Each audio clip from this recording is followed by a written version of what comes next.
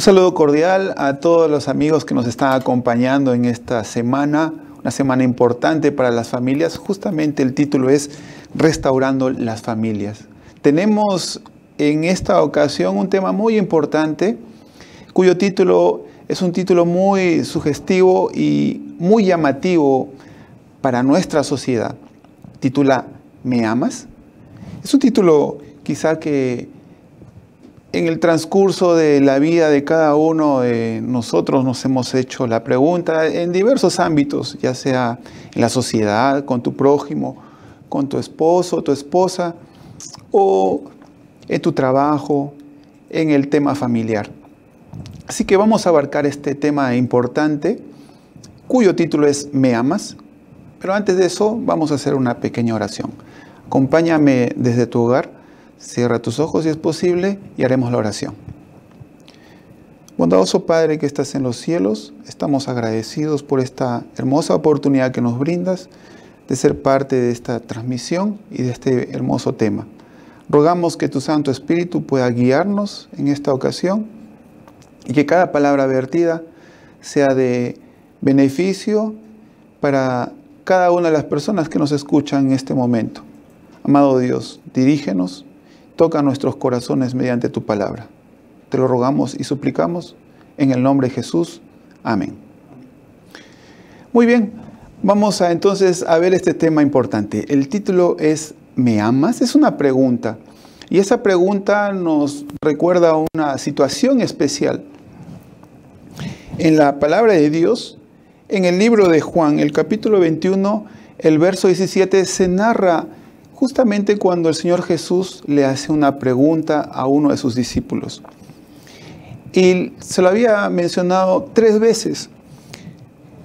Leemos textualmente, literalmente, la palabra de Dios. Dice, le dijo la tercera vez, Simón, hijo de Jonás, ¿me amas? Pedro se entristeció de que le dijese la tercera vez, ¿me amas? Y le respondió, Señor, tú lo sabes todo. Tú sabes que te amo. Jesús le dijo, apacienta mis ovejas. En el libro El deseo de todas las gentes, las páginas 753 y 754, se nos menciona varios aspectos de estos versos. Se nos dice lo siguiente. Jesús anduvo a solas con Pedro un rato, porque había algo que deseaba comunicarle a él solo. Antes de su muerte, Jesús le había dicho, donde yo voy, no puedes ahora seguirme, mas me seguirás después. A las palabras de Jesús, Pedro le hace una consulta. Le dice, Señor, ¿por qué no te puedo seguir ahora? Mi alma pondré por ti. Cuando dijo esto, Pedro no tenía noción de las alturas y profundidades a las cuales le iban a conducir los pies de Cristo. Pedro había fracasado cuando vino la prueba, pero volvía a tener oportunidad de probar su amor hacia Cristo. La pregunta que Cristo había dirigido a Pedro era significativa. ¿Por qué? Porque mencionó cuál es la condición para ser discípulo y para servir. ¿Cuál es esa condición? Esa condición está establecida en una pregunta. ¿Me amas? Le responde, le hace la pregunta a Jesús. Esta es la cualidad esencial, el amor. Aunque Pedro poseyese todas las demás, sin el amor de Cristo, no podía ser pastor fiel sobre el rebaño del Señor. Qué bonito párrafo y qué interesante cómo el Señor plasma algo esencial y vital en la vida de cada una de las personas, en todo lo que hagamos, que es el amor. Y obviamente nosotros como personas no solamente necesitamos eso, o tenemos varios talentos y dones que Dios nos da. Por ejemplo, el conocimiento, la benevolencia, la elocuencia, la gratitud, el celo, son todos valiosos auxiliares. Pero sin el amor de Jesús en el corazón, la obra del ministro cristiano fracasará seguramente. Esto va dirigido a aquellos que trabajan con personas, a aquellos que quieren llegar al corazón de las personas. Podemos tener muchos talentos, podemos tener muchas virtudes, pero hay algo que necesitamos crucialmente. Hay algo que si no lo tenemos, nuestro ministerio y nuestra obra fracasará, y es el amor. No el amor del mundo, no es el amor que el mundo profesa, sino el amor de Cristo. Se nos sigue mencionando en el deseo de todas las gentes, la manera en que el Salvador trató a Pedro encerraba una lección para él y sus hermanos. Les enseñó a tratar al transgresor con paciencia, simpatía y amor perdonador. Nos sigue diciendo, aunque Pedro había negado a su Señor, el amor de Jesús hacia él no vaciló nunca. Un amor tal debía sentir el subpastor por sus ovejas y los corderos confiados a su cuidado. Qué hermoso, hermanos, amigos, que el amor que manifestó Cristo hacia Pedro, al recibirlo, Él es un receptor de ese amor. Y como receptor, tiene que ser un emisor de todo el amor que ha recibido para con los demás. Recordando su propia debilidad y fracaso, Pedro debía tratar con su rebaño tan tiernamente como Cristo le había tratado a él. Muchas veces la mejor manera de aprender a tratar con los demás, con aquellos que sufren, es comprender sus sufrimientos, es vivirlos. Pedro vivió el hecho de negar al Señor. Lo negó 3 veces. Y cuando eso aconteció, tuvo un dolor inmenso en su corazón.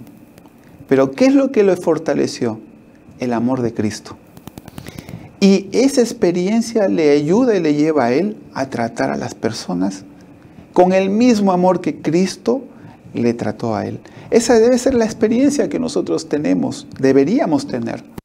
Así como Cristo nos ama, nosotros debemos amar a nuestros semejantes. Este rebaño comprende también a la familia, donde cada uno, esposo y esposa, tiene sus responsabilidades. Hemos visto este tema. La pregunta surge de la experiencia entre Cristo y Pedro. Cristo le manifiesta esta pregunta a Pedro. Pero el punto central de nuestro tema en esta ocasión es el ámbito familiar. Hemos visto el ámbito social, amical, pero ese amor no solamente debe ser trasladado a la sociedad, de manera principal a nuestro hogar. En el hogar cristiano, en la página 99, se nos menciona lo siguiente. Las 2 personas que unen su interés en la vida tendrán distintas características y responsabilidades individuales. Cada uno tendrá su trabajo. Él, mencionando al esposo, él ha de amar y apreciarla a ella. Y así como los une el voto matrimonial, su creencia en Cristo debe hacerlos uno en Él, uno en Cristo. Y se nos hace una pregunta: ¿qué podría agradar más a Dios que el ver a los que contraen matrimonio procurar juntos aprender de Jesús y llegar a compenetrarse cada vez más de su espíritu? ¿Qué podría más agradar a Dios que ver una familia unida de manera especial en el amor de Dios? Se nos sigue diciendo lo siguiente: el marido debe dejar saber a su esposa que él aprecia su trabajo, y la esposa ha de agraciar el círculo familiar como esposa y compañera de un esposo sabio. Qué importantes son las palabras que deben manifestarse tanto el esposo como la esposa. Siempre hay situaciones en las cuales surgen palabras agrias, agridulces, que destruyen una relación. tanto el esposo como la esposa deben considerar. Y deberían incluso, pienso yo, estudiarse el uno al otro y comprender que hay ciertas palabras que pueden alegrarte el día y pueden alegrar tu vida familiar. A cada paso debe ella preguntarse, refiriéndose a la esposa, ¿es esta la norma de la verdadera femineidad? ¿Y cómo haré para que mi influencia sea como la de Cristo en mi hogar? Esas son las preguntas que debería hacerse una esposa. Y esto ayudaría obviamente mucho en el círculo familiar, ¿no? Antes de actuar, preguntarnos, ¿qué consecuencia tendría mi actitud, mi acción, mis palabras, mis emociones expresadas? Ahora, se nos plantea una pregunta. ¿Qué significa amar realmente a su cónyuge? Ya que posiblemente hay muchas familias que nos van a estar viendo en esta semana, muchos esposos que posiblemente estén sentados al frente de su dispositivo o su computadora o cualquiera uno de sus dispositivos y quizás se hagan esa pregunta, ¿no? Nosotros la planteamos, ¿qué significa amar realmente a su cónyuge? Tal vez no sea lo que nosotros creamos o la sociedad crea. Si las personas tendrían que contestar, si usted hace una pregunta en la calle, ¿cómo se debe amar a tu cónyuge? Estoy completamente seguro que las respuestas serían diversas y variadas. No habría una respuesta definitiva. Algunos dan más énfasis al aspecto físico-emocional del amor y otros han enfatizado más a la naturaleza altruista del amor. En este instante, sin intentar definir qué es el amor, lo que vamos a hacer es plantearles un verso pequeño, pero significativo y poderoso. El libro de Efesios, el capítulo 5, el verso 25, la primera parte nos dice algo puntual, dirigida al esposo, al marido. El apóstol Pablo menciona y dice, amad a vuestras mujeres. En otras versiones dice, amad a vuestras esposas. ¿Por qué? Ahora, si uno se casa, obviamente, la pregunta es como si estuviese de más. Si uno se casa es porque tiene que amar a su cónyuge. Entonces nosotros podemos preguntar, ¿por qué se manda al hombre a que ame a su esposa y se le manda a la esposa a que ame a su esposo? ¿Acaso no es ese el sentido del matrimonio? ¿Acaso cuando uno se casa, no se casa con el propósito de amar a tu ser querido? ¿No fuese la razón por la que usted se casó? ¿Por qué entonces se nos manda a amarnos después de casarnos? Yo les planteo dos preguntas. ¿Será que eso que llamamos amor en realidad no es amor en absoluto? ¿Será que para la mayoría de las parejas el amor viene después de la boda, si es que en verdad se hace presente? En el amor, la única condición para alcanzar la felicidad es contestar la pregunta que le hizo Jesús a Pedro. ¿Cuál fue? ¿Me amas? Sin el corazón de Jesús, sin el amor de Jesús en el corazón, la relación en el matrimonio cristiano fracasará, seguramente.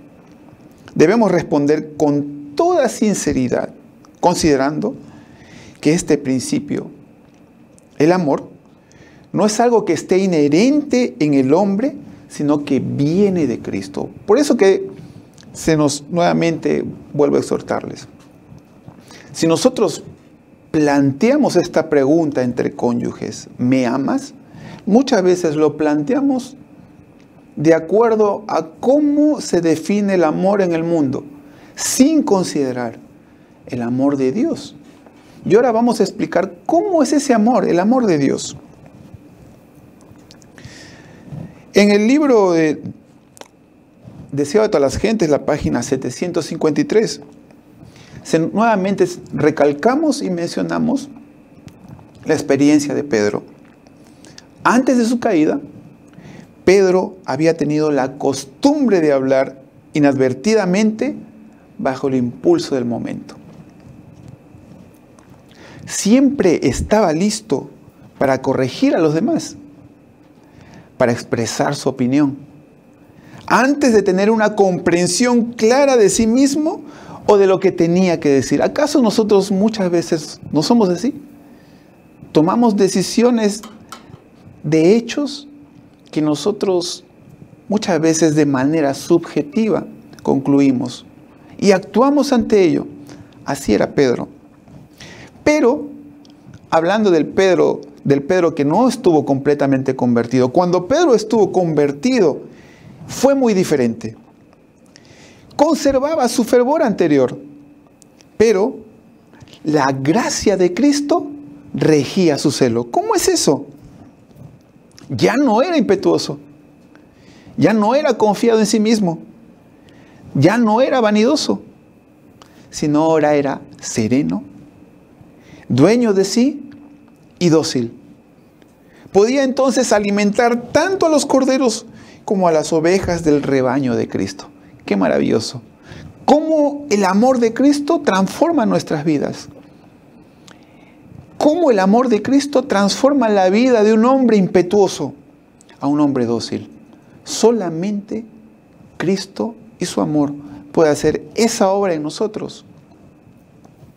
Ahora, vamos a ver cómo es la mejor descripción del amor. No voy a darles el concepto del amor, porque el concepto del amor es muy amplio. Pero sí, lo que podemos ver es la descripción de lo que es el amor. Y si quieres saber, toma tu Biblia, busca el libro de Primera de Corintios, el capítulo 13. Los versos del 4 al 8 se nos hace una descripción maravillosa de lo que es el amor. Maravillosa y muchas veces incomprensible para la mente humana. Porque si nosotros nos ponemos a leer estos versos, no vamos a poder comprenderlo.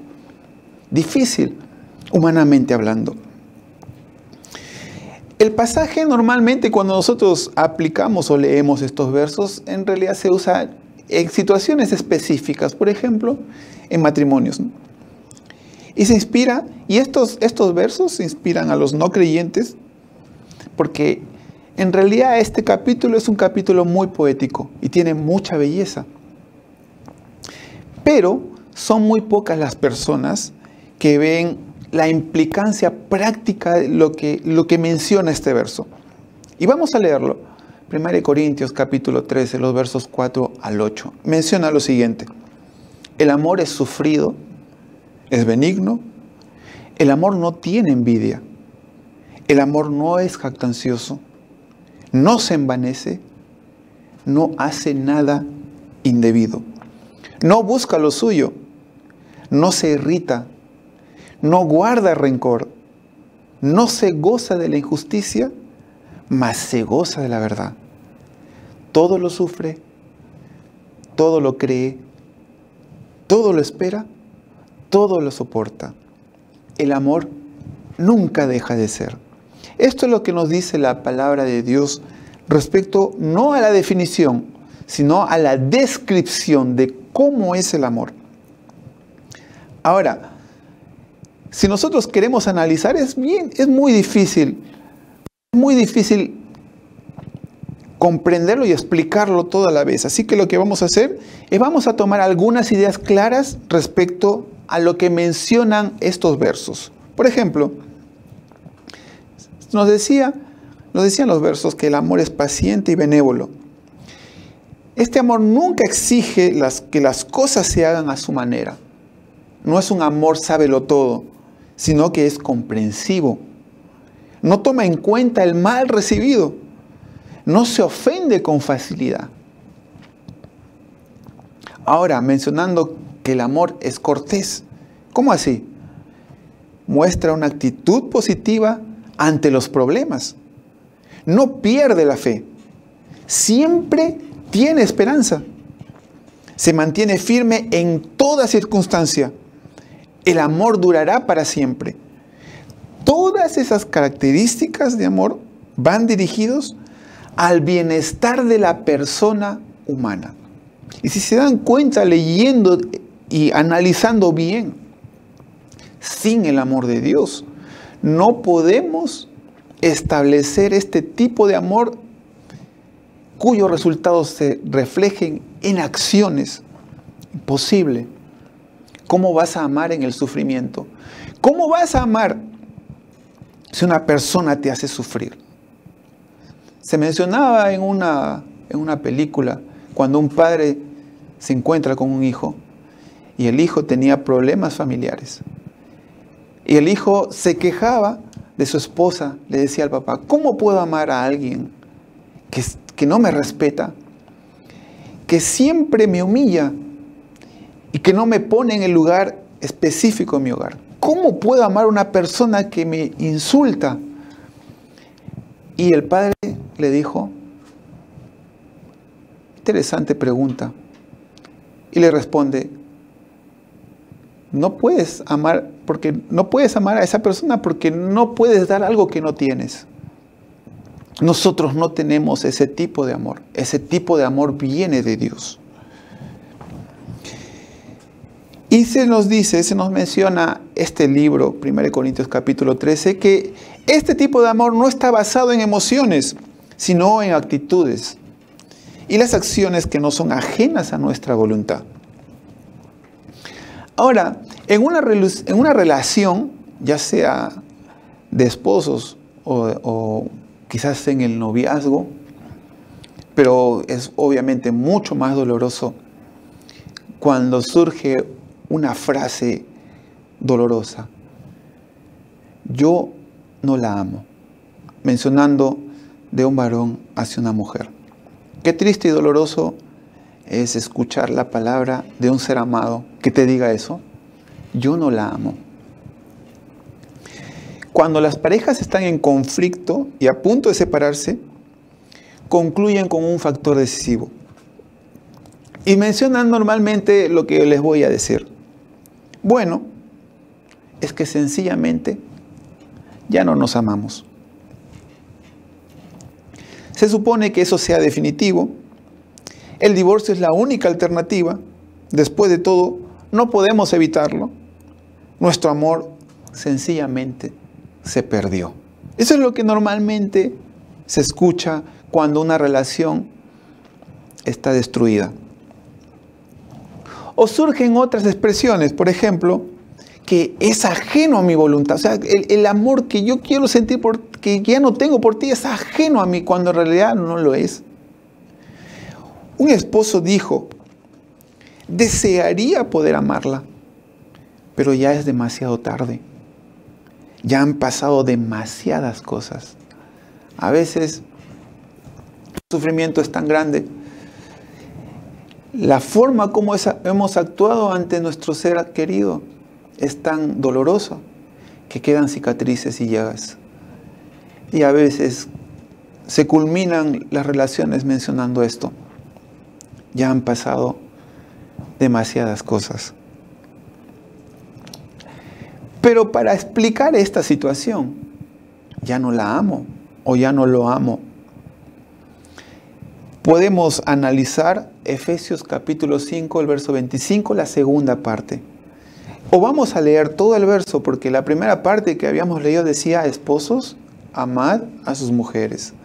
Pero la siguiente parte dice, como Cristo amó a la iglesia y se entregó a sí mismo por ella. Entonces, el amor que plantea la palabra de Dios está comparada con el amor de Dios, de Cristo por su iglesia. ¿Cuál fue la posición de la iglesia cuando Cristo se entregó a sí mismo por ella? ¿Cuál fue la posición? ¿Fueron aquellos que él amó benévolos, considerados y pacientes para con él? Al contrario, uno de sus discípulos lo maldijo y dijo de manera textual, no conozco a ese hombre. Esto lo encontramos en el libro de Mateo capítulo 26, el verso 74. Ahora en Romanos capítulo 5, el verso 8 se nos plantea lo siguiente. que Dios mostró su amor hacia nosotros. Aunque éramos egoístas, aborrecibles y asquerosos, Cristo murió por nosotros. A pesar de nuestra situación y condición, Cristo se entregó por nosotros. Y Dios nos amó cuando fuimos despreciables, miserables. Por esto, el esposo recibe el mandamiento de amar a su esposa, aun cuando ésta no es amorosa. Por eso hace la comparación del amor del esposo para con la esposa, con el amor de Cristo para con su iglesia. Cuando Cristo dio amor a su iglesia, ¿hubo reciprocidad? En muchas ocasiones, la iglesia desprecia al esposo, desprecia a Cristo. Pero a pesar de eso, el esposo Cristo la sigue amando. Le sigue extendiendo su mano misericordiosa. Y bueno, normalmente cualquier hombre puede amar a una mujer que la ama. Eso es algo que todos hacemos, porque en nuestra sociedad lo que se busca es reciprocidad. Yo te amo si tú me amas. Y obviamente para eso no se necesita un mandamiento específico. ¿Por qué? Porque es como decía la palabra de Dios. Es fácil amar a tu amigo, pero ama a tu enemigo. Eso no lo hace cualquiera. Es fácil amar al que te ama, pero ama a aquel que no tiene el mismo sentimiento. Eso no lo hace cualquiera. Ese es el tipo de amor que conocen o conocemos antes de casarnos. ¿Cuál? El amor recíproco. Él es muy amoroso con ella porque ella es amorosa con él. Pero ¿cómo deberíamos reaccionar ahora? Ahora que sabemos que nuestro cónyuge no es amoroso o amorosa, ¿cómo reaccionamos? ¿De la misma manera? Entonces, aquí vemos la advertencia bíblica que nos auxilia en esta situación. ¿Cómo así? Si yo respondo con benevolencia, comprensión, paciencia y cortesía, facilito al tiempo que hago posible que ella responda de la misma manera. A veces esperamos que la otra persona actúe para yo recién actuar, pero muchas veces no damos el primer paso a la hora de amar. Ahora bien, esto no significa que ante una acción en la cual yo manifieste amor, la otra persona también lo manifieste. La otra persona es libre de amarnos o no. Por eso es que el mayor éxito de un matrimonio no se alcanza por medio del amor de uno. Vuelvo a reiterar. En una relación, una persona puede brindar amor y la otra no. Y justamente para que el éxito de una relación, en este caso el matrimonio, sea veraz, tiene que haber reciprocidad. Hacen falta dos individuos amorosos para alcanzar la máxima satisfacción en una relación. Pero si yo como individuo escojo amar, las cosas mejorarán. Siempre puedo mejorar mi matrimonio y el amor es mi mejor arma. No esperemos a que el otro me ame. Yo debo amar. Cristo no esperó a que su iglesia lo amara. Cristo la amó.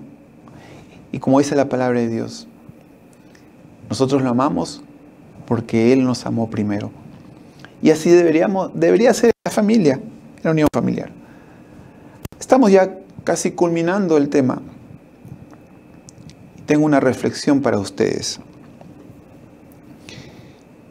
Culmino haciendo una pregunta.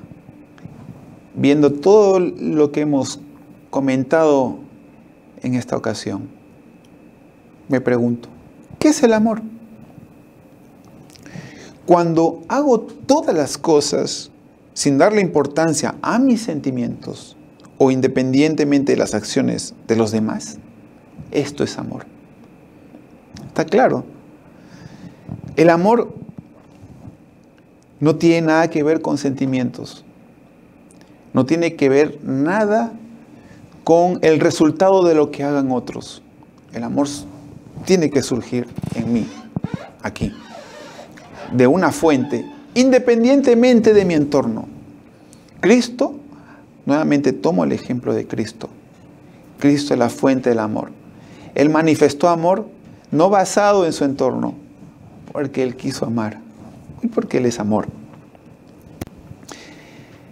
En ocasiones no siento que puedo amar cuando soy tentado a la ira, es obvio, a la impaciencia, a buscar mi propio bien, a pensar lo peor de alguien o a renunciar a algo. En esas situaciones, obviamente, humanamente hablando, el amor no surge. Pero cuando yo niego estos sentimientos y me regocijo, tengo longanimidad, me humillo, llevo las cargas de los demás, soporto todas las cosas y un verdadero amor se manifiesta. Ese momento, imaginen llegar a ese momento, a esa situación, a ese contexto de amar a pesar de mi entorno, a pesar de la negatividad, a pesar de las adversidades. Es una tarea que tenemos de por vida. Parece utópico, pero si tenemos el amor de Dios, puede llegar a conseguirse. Y esa debe ser nuestra meta. Justamente por eso planteamos la pregunta, ¿me amas? Porque muchas veces comparamos el amor con lo que vemos a nuestro entorno, a nuestro alrededor, momentos específicos. El amor de Dios no tiene límite ni tiempo establecido. El amor nunca deja de ser. Ahora, el amor da su vida a aquellas reacciones naturales y exigencias que son parte de la naturaleza humana y no espera nada a cambio. Nadie tiene mayor amor que este, que uno ponga su vida por sus amigos. Lo menciona el libro de Juan, el capítulo 15, el verso 13, lo decía nuestro Señor Jesús. Y Él fue el mayor ejemplo de ello, de este amor. ¿Qué nos dice Jesús sobre el amor? A lo largo de su ministerio, Jesús mostró el amor que tenía por los demás cuando bendecía y servía a los pobres, a los enfermos y a los afligidos. Y les dijo a sus discípulos, el libro de Juan, capítulo 15, el verso 12, este es mi mandamiento, que os améis unos a otros, como yo os he amado. Fíjense, Jesús toma como ejemplo su amor manifestado para que nosotros nos amemos. Y también se nos menciona en el libro de Juan capítulo 13, los versos 34 y 35. Un mandamiento nuevo os doy, que os améis unos a otros, como yo os he amado, que también os améis unos a otros. En esto conocerán todos que sois mis discípulos, si tuviereis amor los unos con los otros. Este mandamiento, el pueblo de Israel lo había recibido muchos años atrás. Ámense los unos a los otros. ¿Y por qué Jesús menciona que es nuevo? Porque Él dice, un nuevo mandamiento os doy, que os améis los unos con los otros. ¿Qué lo hacía nuevo? Lo que lo hacía nuevo era la comparación. Como yo os he amado. En ese momento la sociedad no amaba como Jesús amó y ama. Y es por eso que incluso para sus discípulos el amor que Jesús les planteaba era nuevo. Jesús continuó amándolos a pesar de que todos huyeron, a pesar que uno le negó, a pesar que su pueblo le entregó, a pesar que fue insultado, despreciado. Jesús nos sigue amando. Y es por eso que para nosotros ese tipo de amor es nuevo. Porque nadie nos lo manifiesta así, humanamente hablando. Así que, a la pregunta, ¿me amas? A la forma como Jesús nos ama, ¿es que nosotros amamos?